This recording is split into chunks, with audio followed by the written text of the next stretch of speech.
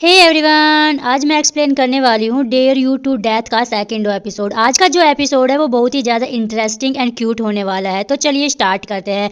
अगर आप मेरे चैनल पर नए हैं तो प्लीज़ सब्सक्राइब कर लीजिएगा। तो स्टार्ट करते हैं। एपिसोड के स्टार्टिंग में तार को एक लेटर दिखाई देता है जिस पर लिखा होता है कि ट्रूथ और डेयर, और वो ये देखकर बहुत ही ज़्यादा घबरा जाता है और वो चैंप को तुरंत कॉल करके कहता है कि तुमने मुझे लेटर क्यों भेजा है, तुम क्या प्रैंक कर रहे हो। चैंप कहता है क्या बकवास कर रहे हो, मैंने कुछ भी नहीं भेजा है।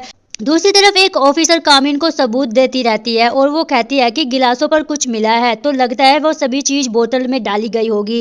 कामिन कहते हैं इन गिलासों पर क्या सिर्फ उन स्टूडेंट की उंगलियों के ही निशान मिले हैं। वो ऑफिसर हाँ कहती है। जेड कहता है यह शायद मर्डर होगा। कामिन कहता है हमें ऑटोप्सी की रिपोर्ट का वेट करना होगा। वो ऑफिसर फाइल देकर चली जाती है। जेड को नींद आती रहती है। कामिन कहता है अगर नींद आ रही है तो जाकर सो जाओ। जेड जाने लगता है और कामिन उसकी ओर घूरता रहता है। जेड कहता है ऐसे क्यों घूर रहे हो, आपने ही तो जाने के लिए कहा है। कामिन कहता है तार के बारे में सुना है, यह काम का टाइम है, तो तार के बारे में और ज्यादा पता क्यों नहीं लगाते हो। जेड पाई को कॉल करके कहता है तार के बारे में जानकारी ढूंढो, उस पर शक है और वह जो चीजें यूज करते हैं वो कहाँ से लेकर आते हैं और यह भी पता लगाओ। जेड कहता है क्या अब मैं जाकर सो सकता हूँ। कामिन कहता है अपने मुंह से लोगों को बहुत ही ऑर्डर देते हो ना। जेड कहता है यह टीम का काम है तो काम को बांटा है मैंने, और क्या मैं अपने मुंह को काम के लिए यूज नहीं कर सकता हूँ, मेरा मुंह बहुत ही अच्छे से काम करता है। तभी कामिन को कॉल आती है और ऑटोप्सी की जो रिपोर्ट है वो आ गई है। कामिन कहता है ठीक है मैं आ रहा हूँ। तभी वो उसको बोलता है कि अगर तुम्हें साथ चलना है तो तुम मेरे साथ आ सकते हो, अगर सोना है तो सो जाओ, मुझे कोई प्रॉब्लम नहीं है। तो वो जाने लगते हैं और जेड कामिन के बिल्कुल करीब करीब चलता रहता है। और तभी कामिन कहता है क्या है, तो जेड कहता है आपने ही तो साथ आने के लिए कहा है। कामिन कहता है अपने आप जाओ, क्या कार नहीं है तुम्हारे पास, मैं तुम्हारे साथ नहीं जाने वाला हूँ। जेड कहता है किसने कहा मेरे साथ जाने वाले हो, और इस साल बहुत गर्मी है, जितना ज्यादा कार चलेगी गर्मी उतनी ज्यादा बढ़ेगी, तो एक अच्छा पुलिस होने के नाते धरती का ख्याल रखना हमारी जिम्मेदारी है। और तभी वो हॉस्पिटल में आ जाते हैं और डॉक्टर कहता है कि उसके शरीर में 3 तरह की चीजें मिली है। जेड कहता है उसकी मौत तो शायद हार्ट अटैक से हुई है, इसका क्या मतलब है। तो वो कहता है कि उसके बाजू पर एक सुई का निशान है, यह तीनों चीजें फाई की बॉडी में डाली गई थी। जेड कहता है डेथ का टाइम तो 12 से 1 बजे के बीच का था, तो उन्होंने कॉल कब किया था। कामिन कहता है लगभग 2 बजे के अराउंड। जेड कहता है उन्होंने पहले एम्बुलेंस को बुलाया था। तभी वो कहता है कि उनकी कॉल आने पर हम चले गए थे। कामिन कहता है आप तो फोरेंसिक डॉक्टर हो ना। तभी वो डॉक्टर बोलता है कि यहाँ स्टाफ की कमी है तो हम उनकी हेल्प कर देते हैं, और कॉल मैंने ही उठाई थी, उसने 1 बजे के करीब कॉल किया था। जेड कहता है क्या वह लड़की थी। वो कहता है कि हाँ। तभी वो लिफ्ट में जाते हैं। कामिन कहता है चेरिन ने तो कहा था कि टोंकला ने कॉल किया था। जेड कहता है कि शायद घबराहट में कुछ गलत बता दिया होगा। कामिन कहता है ये जानबूझकर झूठ बोल रहे हैं। नेक्स्ट सीन में जेड को मैसेज आता है कि अभी तार का कुछ पता नहीं चल रहा है। कामिन कहता है सच जानने के लिए चेरिन से सच पता लगाना है पड़ेगा। वही चेरिन किसी को कॉल करके कहती है आज शाम को मिलते हैं। वही चैंप तार का कॉल नहीं उठाता और उसे मैसेज करता है। वही चैंप चेरिन को परेशान ना होने के लिए कहता है। चेरिन कहती है पुलिस ने कॉल किया था, वो यहाँ पर मुझसे बात करने के लिए आने वाली है, अपने डैड से कहो ना मेरी हेल्प करने के लिए, मुझे बहुत ज्यादा डर लग रहा है। चैंप कहता है डर किस बात का लग रहा है, जब तुमने कुछ गलत किया ही नहीं है तो तुम्हें डरना ही नहीं चाहिए। तभी चैंप को मैसेज आता है। चैंप कहता है सुबह उसने कहा उसे कुछ लेटर मिला है और मुझे बाहर मिलने के लिए बुला रहा था, और पता नहीं क्या ट्रूथ और डेयर कह रहा था। अच्छा, तभी कामिन और जेड वहां पर आ जाते हैं। कामिन कहता है एक और बात पूछ रहा हूँ, हॉस्पिटल में उस रात कॉल किसने किए थे। चेरिन कहती है टोंकला ने। कामिन कहता है पर अस्पताल वालों ने कहा है कि एक लड़की की आवाज थी। चेरिन चैंप को पकड़ के उसके पीछे खड़ी हो जाती है घबरा कर। तो कामिन कहता है उन्होंने कहा कोई 20 साल की लड़की है और ये बहुत ही स्वीट आवाज थी उसकी, तो तुम्हारी आवाज की तरह ही लग रही थी। जेड कहता है तो सच बताओ। चैंप कहता है घबराहट में गलत बता दिया होगा, कॉल तो मेरे दोस्तों में से ही किसी ने किया होगा।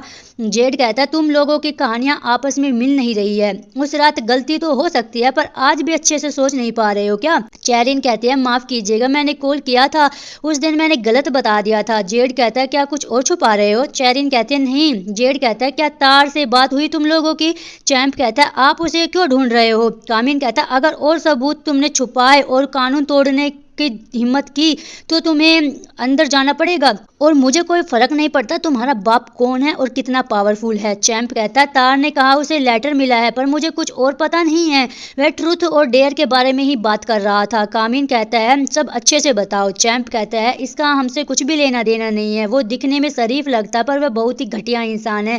पहले तो वो लड़कियों को पढ़ाने के बहाने होटल में लेकर जाता था, कुछ घटिया वीडियो भी बनाता था ताकि वो लड़कियां फिर बाद में किसी को कुछ न बता सके। कामिन यह सब कुछ रिकॉर्ड करता है। तभी कामिन पूछता है कि वे किस बार में जाते थे। चैंप कहता है ड्रिंक मी बार में।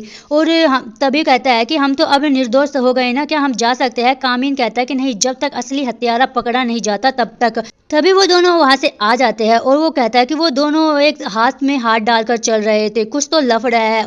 कामिन कहता है इसलिए वह उदास नहीं लग रहा। पाई उसकी गर्लफ्रेंड है, वो मर गई है, उसको थोड़ा बहुत भी फर्क नहीं पड़ रहा। तभी तार बार में परेशान होता रहता है। उसका दोस्त उसे एक लड़की से मिलवाता है। तार उस लड़की को किस करता है। तार तभी वो लड़की बोलती है कि तुम्हारे पास कॉन्डम है, तो वो मना कर देता है। तभी वो उसके पैसे देता है और वो कहती है कि ठीक है मैं अभी लेकर आती हूँ। तो वो कॉन्डम लेने के लिए चली जाती है। तभी कोई पीछे से आकर तार को पीटता है। वो उस इंसान ने मास्क पहना होता है। वह तार को बहुत ही बुरी तरीके से पीटता है और कहता है ट्रूथ या डेयर। तार कहता है ट्रूथ, मैं सच बताऊंगा। वो कहता है कि क्या तुमने फाई के साथ रेप किया था।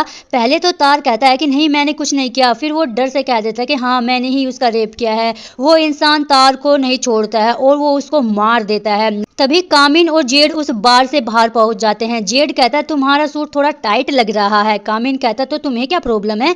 जेड कहता है टाई उतार दो, मैं हेल्प कर देता हूँ, क्या मुझ पर भरोसा नहीं है तुम्हें। जेड उसकी टाई को उतारकर एक बटन को खोल देता है। कामिन की नजर एक लड़के पर जाती है। वो दोनों तभी अंदर चले जाते हैं, पूरे बार को देखते हैं। तभी वही लड़की वो चिल्लाती है बहुत तेज। कामिन और जेड जाकर जब उसको देखते हैं तो वो देखते हैं कि तार को तो मार दिया गया। नेक्स्ट सीन में कामिन टोंकला से बात करता रहता है, उससे पूछताछ करता रहता है। टोंकला कहता है कि मुझे नहीं पता, तार भी यहाँ पर है, मैं तो बस पीने के लिए आया था अपने दोस्तों के साथ। कामिन कहता है ट्रूथ और डेयर वाले लेटर के बारे में कब पता चला। टोंकला कहता है कौन सा लेटर, मुझे कुछ नहीं पता। टोंकला परेशान हो जाता है। जेड उस लड़की से पूछताछ करता है वो कहाँ गई थी, उसके आने में 30 मिनट कैसे लग गए।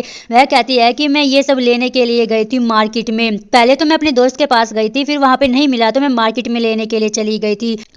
तभी कामिन कहता है कि स्टोर 800 मीटर की दूरी पर है, तो लड़की झूठ नहीं बोल रही होगी, क्या तुमने सीसीटीवी चेक किया।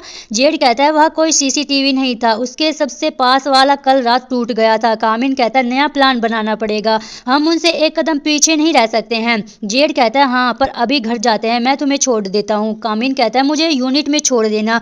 जेड कहता है कि देर हो गई है, चलो घर चलो। कामिन कार की चाबी मांगता है, जेड देने से मना कर देता है। कामिन छीनने लगता है पर जेड उसे अपनी जेब में डाल लेता है। जेड कहता है कि चाबी चाहिए तो ले लो। कामिन चाबी जेब से निकालने लगता है। जेड कहता है तुम गलत सबूत को छेड़ रहे हो, मेरे जैसा हैंडसम लड़का बार बार नहीं मिलता। कामिन कार में बैठ जाता है। जेड कहता है मैं तुम्हें होटल लेकर जा रहा हूँ तुम्हारा सामान पैक करने के लिए। कामिन पूछता है क्यों। जेड करीब आकर उसकी सीट बेल्ट लगाने लगता है और वो दोनों एक दूसरे की तरफ देखने लगते हैं। और उसका तभी नेक्स्ट सीन में दिखाते हैं कि वो अपना बैग लेकर आ जाता है। जेड कहता है बस यही सामान है। कामिन कहता है पता नहीं कब तक रहना है, तो क्या पूरे घर का सामान लेकर चलूं। जेड कहता है मुझ पर भरोसा नहीं है, इस 5 स्टार होटल में तुम्हें नींद अच्छे से आती है नहीं मुझे नहीं पता, मैं अच्छी जगह ढूंढ कर दूंगा। जेड उसका बैग लेकर स्माइल करते हुए जाता है। कामिन कहता है मुझे अपने घर लेकर क्यों आए हो। कामिन वापस जाने लगता है। जेड कहता है अभी देर हो गई है, यही रहो। तभी वो उसको अपने घर ले आता है और वहां पर जे उसका वेलकम करता है। जेड कहता है मैं किराया होटल से आधा ही लूंगा, तुम चिंता मत करो। होटल का किराया क्या था वैसे। कामिन बताता है कि 1,80,000, वही सारा काम करते थे मेरे लिए। तभी उसका भाई 50,000 का इशारा करता है पर वो 400 में बता देता है उसको। कामिन कहता है मैं एक रात रहकर देखता हूँ, अगर अच्छा नहीं लगा तो मैं चला जाऊंगा, कॉन्ट्रैक्ट लिख लो। तो मैं किसी पर भरोसा नहीं करता हूँ। जेड कहता है तो अभी सर्विस तैयार करते हैं, आपको क्या खाना है।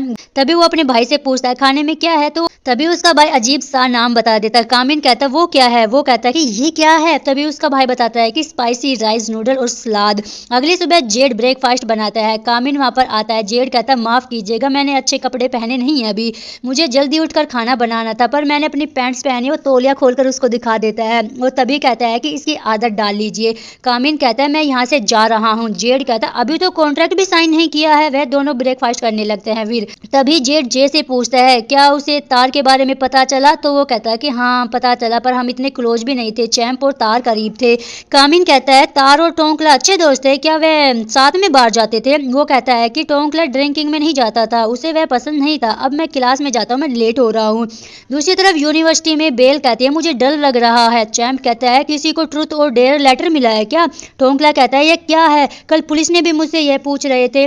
वो कहता है कि तुमसे कब पूछा। वो कहता है कि मैं ड्रिंक करने के लिए गया था, तब उन्होंने मुझसे पूछा वहां पर क्यों गए। टोंकला वहां से चला जाता है। दूसरी तरफ वही कामिन और जेड तार के घर की जांच करते हैं। कामिन को एक लैपटॉप में कुछ लड़कियों की फोटो मिलती है, जिसमें फाई की फोटो भी थी और वो भी बहुत ज्यादा गंदी गंदी।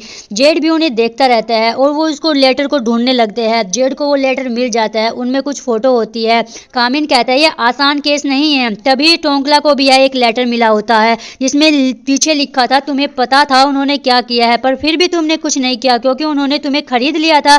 वही जेड जे को कॉल करके उसे सच बताने को कहता है कि उसे भी लेटर मिला है या नहीं। जेड कहता है कि मुझे नहीं मिला और जेड बहुत गुस्सा हो जाता है। कामिन कहता है गुस्सा मत करो, हम जे को अपने सामने ही रखेंगे उसे बचाने के लिए। जेड कहता है क्या हम दोनों यह संभाल पाएंगे। कामिन कहता है हम दोनों उसे पकड़ लेंगे। दूसरी तरफ दिखाया जाता है कि वो अपने कपड़े ढूंढ रहा होता है और उसे कहता है कि मेरे कपड़े कहाँ हैं और यह क्या है। जेड कहता है ये पजामा है और जो भी अलमीरा में कपड़े हैं वह आपके पहनने के लिए है और मैंने तुम्हारे कपड़े धो दिए हैं। कामिन कहता है मैं अपने कपड़े पहनूंगा, वो वापस दो। जेड कहता है यहाँ का मालिक मैं हूँ, होटल में एक ड्राई क्लीनर के तुम 1000 देते होगे ना, मैं सिर्फ 300 लूंगा, ठीक है। अब और अपने चेहरे को देखो, तुम्हें अच्छा लग रहा है ना। कामिन कहता है कि मेरे कपड़ों का ख्याल रखने की जरूरत होती है बहुत ज्यादा, अगर वह खराब हो गए तो मैं तुमसे 10,000 वापस ले लूंगा। जेड कहता है वह खराब नहीं होंगे, पर क्या मैं अपनी बॉडी से भी यह कर सकता हूँ। कामिन कहता है यह काफी नहीं होगा। जेड उसे रोक देता है और कहता है कि चिंता मत करिए, तुम्हारा सब कुछ मैं बहुत ही अच्छे से हैंडल करूंगा, सारा बहुत ही ज्यादा ख्याल रखूंगा। और वो दोनों एक दूसरे की तरफ देखने लगते हैं और इसी के साथ ये प्यारा सा एपिसोड का एंड हो जाता है। गाइस अगर आपको मेरा एक्सप्लेनेशन अच्छा लगा तो प्लीज सब्सक्राइब कर लीजिएगा। आज के लिए बस इतना ही, मिलते हैं नेक्स्ट एपिसोड में। Thanks for watching, bye bye.